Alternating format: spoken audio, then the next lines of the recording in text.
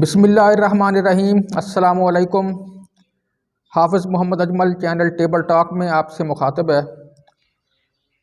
ये हमारे मुल्क में अक्सर देखा जाता है कि स्पोर्ट्स के मैदान में जब भी टीम जो है वो उसको मुश्किलात का सामना करना पड़ता है, शिकस्तें होती हैं, तो अक्सर औकात जो है वो टीम इंतज़ामिया के अंदर उखाड़ पुछाड़ होती है।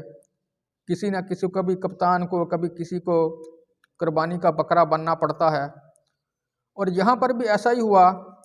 हमारे शहर सरगोदा से ताल्लुक़ रखने वाले world class player Mohammad Hafeez, जिनका इंटरनेशनल कैरियर तो अब ख़त्म हो चुका है, बहरहाल वो वर्ल्ड क्लास प्लेयर थे, इसमें कोई शक व शुबे वाली बात नहीं। बहुत अच्छा कैरियर उनका रहा है। हर तर्ज की क्रिकेट में उनकी कारकर्दगी शानदार रही, वनडे हो, टेस्ट हो, T20 हो।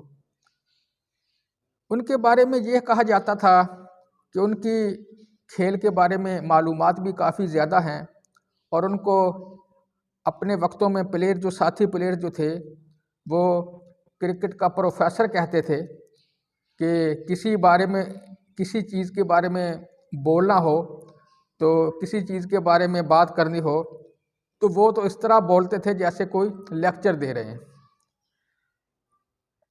यहाँ पर उनको पहली बार जो है वो टीम के साथ अटैच किया गया था, टीम का डायरेक्टर बनाया गया था और इस बारे में उम्मीद थी कि अब शायद वो कुछ अरसा इस ओहदे पर जो है वो फाइज रहेंगे।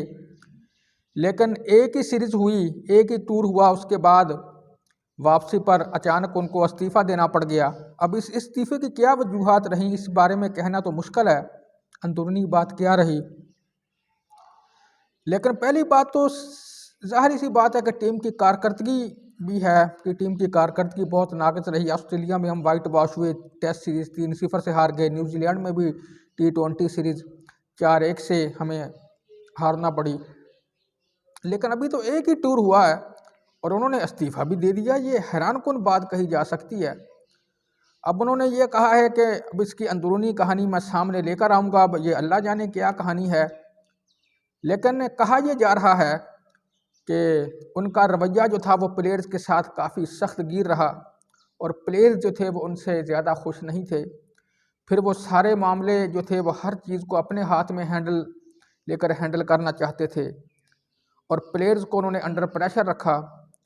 और ये भी बात रही कि हमारे प्लेयर जो थे, यहाँ पर देखें कि ख़ास तौर पर न्यूजीलैंड के ख़िलाफ़ सीरीज़ में ये बात नज़र आई कि प्लेयर जो थे वो गेम में इतने ज़्यादा संजीदा नज़र नहीं आ रहे थे, उनके राब्ते ज़्यादातर बाहर थे। अब देखें, जो ही सीरीज़ ख़त्म हुई सब प्लेयर जो है वो मुल्क में नहीं आए, वो ज़्यादातर लीगों में दौड़ गए। कोई जनूबी अफ्रीका में चले गए, कोई बिग बैश लीग खेलने जो है वो ऑस्ट्रेलिया में रुक गए, कोई बांग्लादेश में BBL आजकल जारी है वहाँ पर चले गए। अब अजीब बात है कि प्लेयर जो हैं वो अपने मुल्क के लिए नहीं खेलना चाहते। इस चीज़ से जो था वो हफीज़ ने जो था वो प्लेयर्स की सरजनश शायद की थी और इस वजह से शायद प्लेयर जो है उनसे खुश नज़र नहीं आ रहे थे और हालात को देखते हुए उन्होंने इस्तीफ़ा देने को ही जो है वो तरजीह दी। बहरहाल इससे टीम का नुकसान जो है वो होता है कि बार बार ओहदेदारों की तब्दीली, बार बार जो है वो कभी किसी को लाना कभी किसी को लाना, ये कोई अच्छी बात नहीं। फिर ये बात भी जो है वो आजकल जो है वो आम है कि इलेक्शन अब होने वाले हैं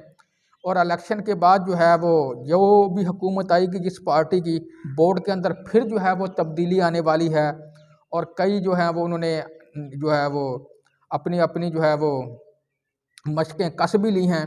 ख़ास तौर पर नजम सेठी साहब के जो हैं वो आजकल काफ़ी एक्टिव नज़र आ रहे हैं कि दोबारा जो है वो शायद अगर नून लीग की हुकूमत बने तो वो आ जाएं। पीपल्स पार्टी वाले ज़का अशरफ को लाना चाहते हैं। लेकिन बहरहाल ये अजीब बात है।